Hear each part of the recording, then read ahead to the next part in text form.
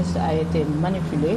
Les chiffres avancés sont faux. C'est la réponse de Maïmouna Ndour Faye suite à la publication des chiffres sur l'aide allouée à la presse par le ministre de la Communication, la patronne de la 7TV, de préciser. Pour l'exercice 2022, 7TV et AZActu ont reçu 30 millions et non 40 comme annoncé.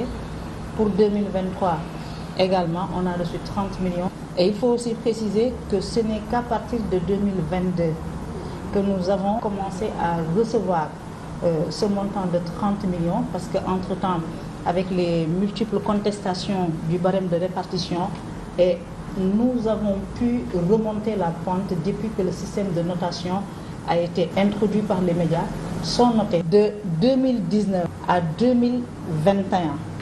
La première année, on a reçu une allocation de 7 millions. La deuxième année, on a reçu une allocation de 15 millions. En 2021, on n'était pas dans la liste de répartition.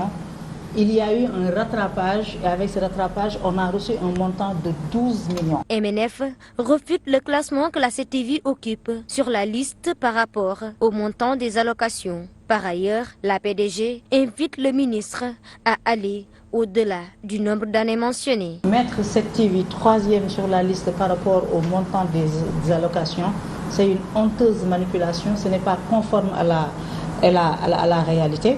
Et j'invite le ministère de la Communication, s'il est vraiment mu par un devoir, par un exercice de transparence, de publier le montant des aides à la presse reçues sur 5 ans.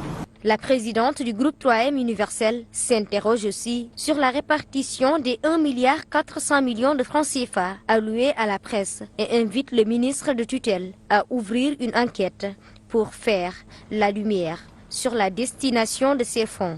C'est une enveloppe de 1,4 milliard et quelques qui est distribuée à la presse. Si on fait le cumul déjà des montants reçus par les médias, où sont allés presque les 900 millions, il a annoncé l'ouverture d'une enquête pour faire la lumière sur la destination de ces fonds-là. On l'encourage vivement. Vu le contexte actuel, Maïmouna Ndour Faye soupçonne le ministre de la Communication de vouloir verser dans la manipulation. Elle l'invite à revoir sa démarche et à rectifier les chiffres avancés. Je pense qu'il s'est trompé dans sa communication et j'espère qu'il s'est trompé et j'espère qu'en faisant ce classement, il ne verse pas dans une manipulation.